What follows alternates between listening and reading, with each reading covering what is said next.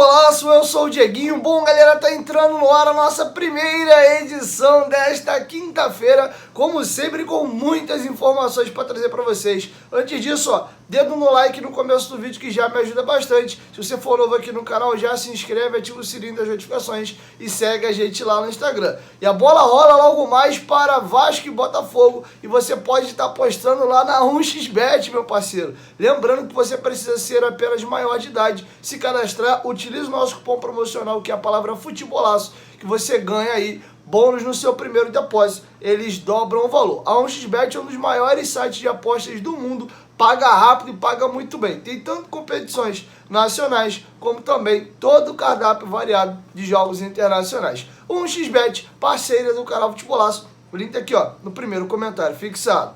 Bom, galera, vamos começar o vídeo atualizando a rodada de ontem. Flamengo e Volta Redonda encerraram a rodada número 8. Com isso, restam apenas 3 rodadas para o Carioca encerrar. Eu vou trazer para vocês aqui como é que fica a situação do Vasco. Vasco e Botafogo tem um jogo a menos. Isso será resolvido hoje, às 8h30 da noite, jogo no Maracanã, que inclusive vai ter mais de 40 mil torcedores no estádio. E é um tópico para mim falar já mais à frente daqui a pouquinho. Mas, em caso de vitória hoje, já que o Flamengo venceu de virada ontem a equipe do Volta Redonda, se o Vasco venceu o Botafogo, ele entra no G4 sem depender de ninguém. Ele salta de 11 para 14, fica com a quarta colocação, empurra o Volta Redonda para quinto com 13 e joga o Bangu para sexto com 12. Beleza? Um empate, a gente ganha a vaga do Bangu, iguala o número de pontos do Bangu, fica com 12, mas ficaríamos a 1 ponto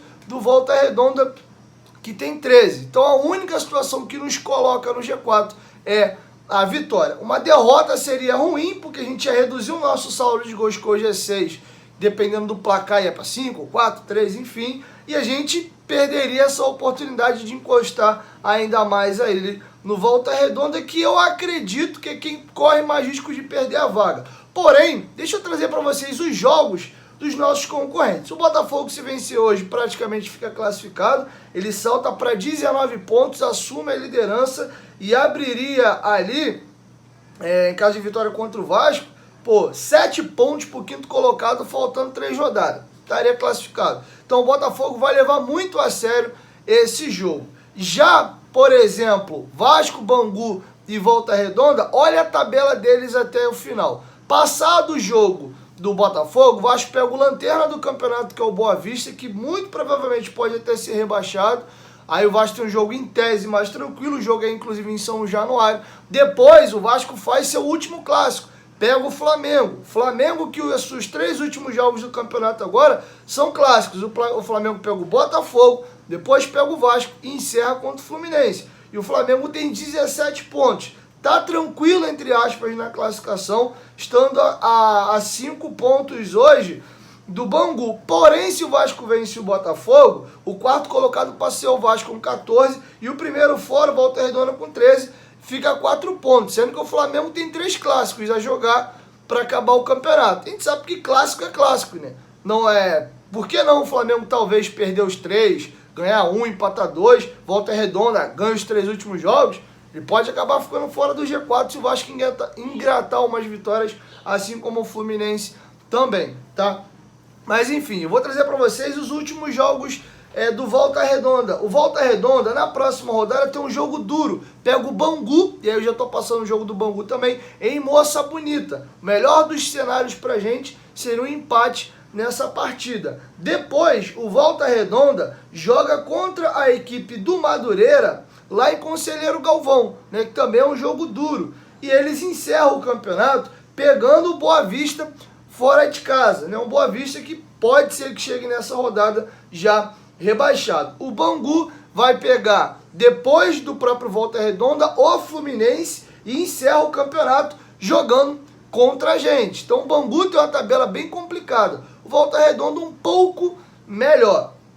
Tá? Então esse é o panorama hoje aí de campeonato. O Vasco precisa muito da vitória hoje. Venceu, entra no G4 e aí fica na situação mais confortável. Vencendo a equipe do Boa Vista, Bangu e Volta Redonda empatando, aí a gente fica mais tranquilo para poder entrar numa gordura pro jogo do Flamengo e finalizando contra o próprio Bangu na última rodada. Se perder hoje pro Botafogo, aí o negócio complica. Vai ter que tentar uma campanha de 100% nos 3 jogos finais, torcer para tropeço aí dos nossos concorrentes. Beleza? Vamos virar a chave porque esse jogo marca o primeiro encontro de Vasco e Botafogo sob a tutela da SAF. E eu gostaria de trazer para vocês aqui uma matéria bacana feita pelo Extra, falando das diferenças dos dois donos das SAFs. Tanto o Josh Wander como o John Textor são de Miami, né? Naturais ali da Flórida, porém eles são bem antagônicos. O John Textor é um cara já mais folclórico, adora vir a festas aqui no Rio de Janeiro, é mais centralizador. A negociação, por exemplo, do Jefinho pro Lyon foi ele mesmo quem conduziu, é meio showman no começo, tava aparecendo muito aí com a torcida do Botafogo, ia pro estádio e tal. Por muitas pessoas isso foi tido como ruim também, porque ele passa muito uma visão meio torcedorzão e às vezes acaba metendo um pouco os pés pelas mãos.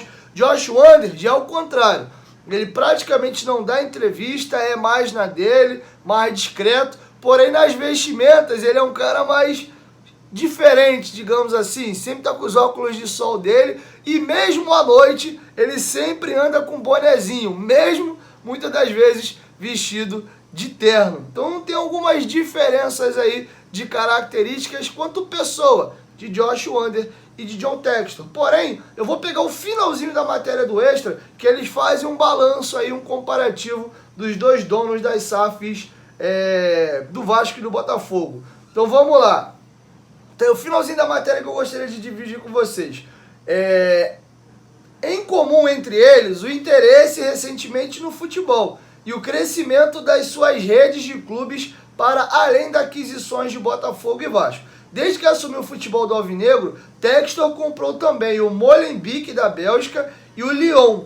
Já tentou adquirir sem sucesso o Benfica de Portugal. Josh Wander também lida com uma aquisição frustrada, a do Sevilha. Ele tem um percentual pequeno, tentou virar majoritário, mas não conseguiu. A 777 comprou parte minoritária das ações e quando avançou para ter a maioria foi freado pelos acionistas espanhóis. Antes do Vasco, comprou o Genoa da Itália, depois acelerou as aquisições, assumindo o Standard Liège da Bélgica, o Red Star da França, o Melbourne Victory da Áustria e atualmente está em processo de compra do Hertha Berlim da Alemanha. Tá bom? E sobre o organograma, diferença entre eles. Primeiro, outro caso foi a vinda do Rio na tentativa de convencer o volante João Gomes a se transferir para o time francês, que também faz parte da sua rede de clubes, e não para o Everton. Ele esteve no CT, no Ninho do Urubu, para conversar com o então jogador do Flamengo. Algo semelhante é impossível de acontecer com Josh Wander.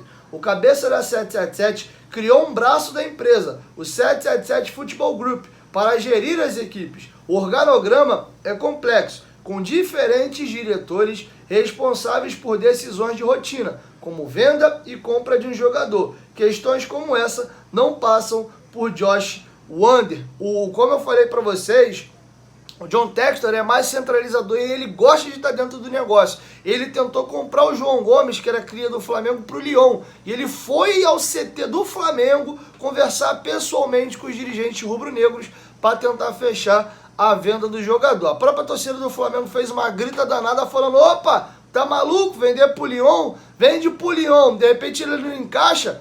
Ele é jogador do grupo do John Textor. O John Textor, a qualquer momento, se ele não se adaptar à França, pode mandar ele pro Botafogo. Então a torcida do Flamengo até pressionou a época para não deixar o João Gomes ser vendido pro Lyon. E ele foi vendido para a Premier League.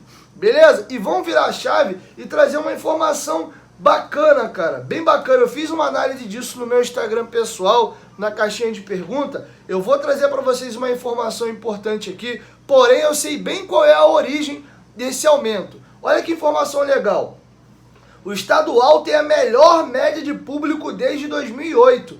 Vasco e Botafogo devem levar 50 mil ao Maracanã. Parêntese aqui. Você em casa, como vascaíno, ou outros torcedores de outros clubes do Rio que me acompanham e assistem meus vídeos aqui, você tá mais encantado pelo Carioca, aumentou o seu interesse pela competição? Não. Tem duas situações que eu acho que são primordiais. E a mais fundamental de todas, o advento do sócio-torcedor.